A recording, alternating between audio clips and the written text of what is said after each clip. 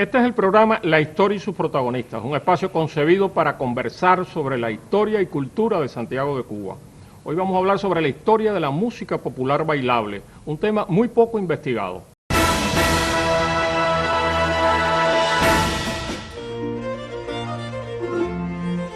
A fines del siglo XVI ya había bailadores en Santiago de Cuba.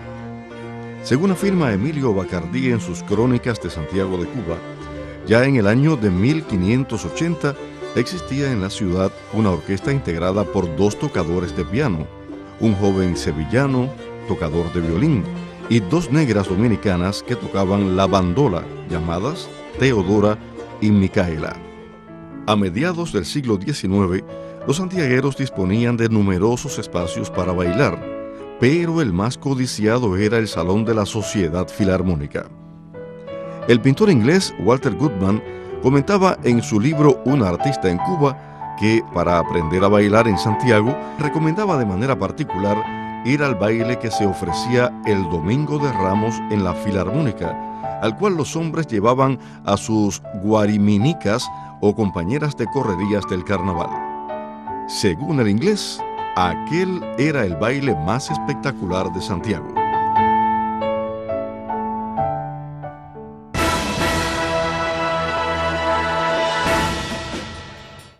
Los historiadores de la cultura han afirmado muchas veces que Santiago de Cuba es una ciudad musical. Sin embargo, creo que también podría decirse que es una ciudad bailable.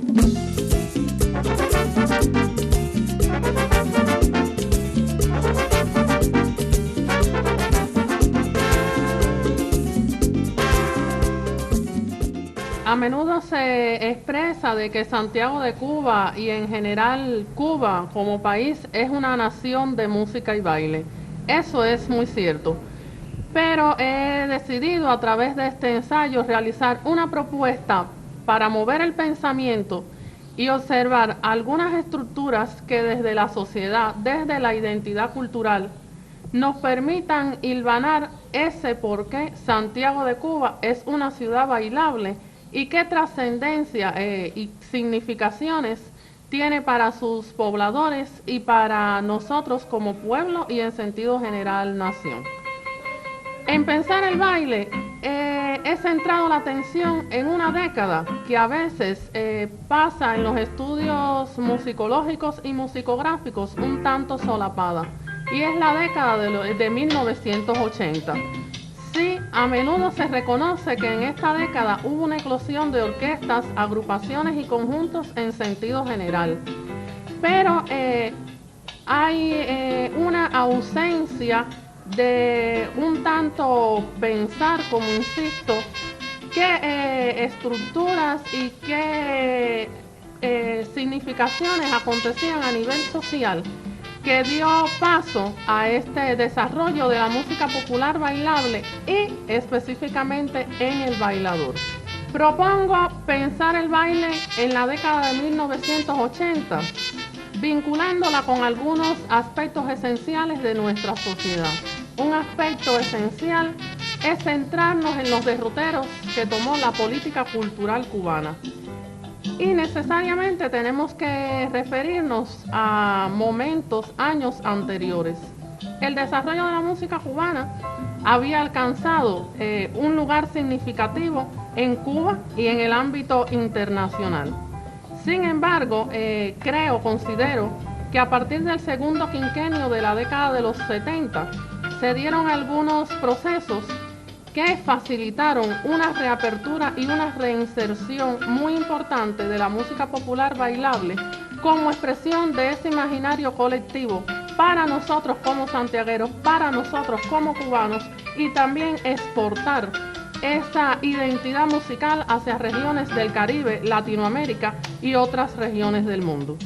En estos aspectos también podemos mencionar que el proceso revolucionario y, digamos, la palabra de nuestros intelectuales y los guías de la nación insistían y el pueblo les respondían en reflejar un marcado optimismo histórico, es decir, que a nivel psicológico, social, el pueblo mantenía y sostenía una confianza en ese proceso que estábamos viviendo. ¿Por qué hago mención a este aspecto? Porque precisamente la música y los textos específicamente se convirtieron en un modo de canalización de este optimismo histórico. Las letras de la música popular bailable reflejaron ese estado de bienestar que vivía nuestra sociedad. Las letras de la música popular bailable, entre los que distinguieron géneros como el son, la guaracha, siempre por supuesto el bolero, integraron géneros y estilos de la música caribeña y latinoamericana. Es por eso que cuando uno recurre al repertorio de las agrupaciones santiagueras de la etapa, se percata de que hay una marcada persistencia e influencia del merengue, la bomba, la plena, la cumbia, y que se dieron lugar a hibridaciones de géneros, estilos, por ejemplo, estilos mezclados como le llamaron el merengue son, o la guaracha bolero, es decir, o bomba con la bomba con el son, la plena con el son, es decir, diferentes estilos que, sin dejar de lado la música netamente, los géneros netamente cubanos, buscaron establecer ese diálogo musical con los géneros y estilos de Latinoamérica y el Caribe. Y es esencial que nos detengamos en este aspecto fundamental que son las letras. Las letras fueron en su mayoría de intención jubilosa, de intención que reflejaba un marcado entusiasmo y un estado de bienestar social. Hay varios aspectos que a nivel de eventos, de organización cultural, enriquecieron el panorama y fortalecieron el panorama de la música popular bailable en Santiago de Cuba durante esta etapa. Otros momentos como los carnavales, concursos de composición y de presentaciones musicales que se organizaban durante el carnaval santiaguero en este decenio, favorecieron esa eclosión y que entre los bailadores se patentara el deseo por bailar con las agrupaciones nacionales y con las agrupaciones santiagueras.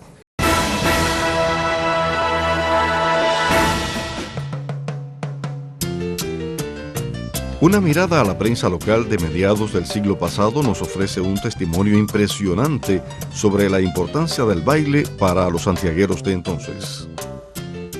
Nochebuena en el country. La formidable orquesta Chepín Chobain prepara lo más novedoso de su repertorio para esa maravillosa fiesta en el pintoresco Country Club de Santiago de Cuba. La división en clases sociales y los prejuicios raciales de la época separaban a los santiagueros de entonces. Bailes de blancos en el country, el Vista Alegre Tennis Club, el San Carlos y el Náutico. Bailes de mulatos en la Luz de Oriente y bailes de negros en el Club Aponte. Pero en el verano, el carnaval unía en democrática conga a todos los santiagueros.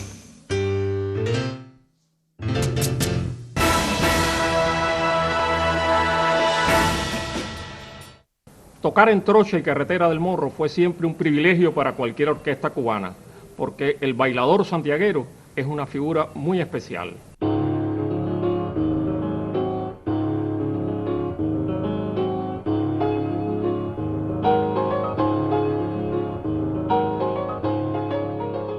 La experiencia que he tenido con Carachi es que fueron 30 años que empecé como director del grupo, después que Moya dejó de serlo, y entonces he ido aprendiendo sobre los problemas de las orquestaciones, empecé a hacer algunas composiciones, viajes internacionales.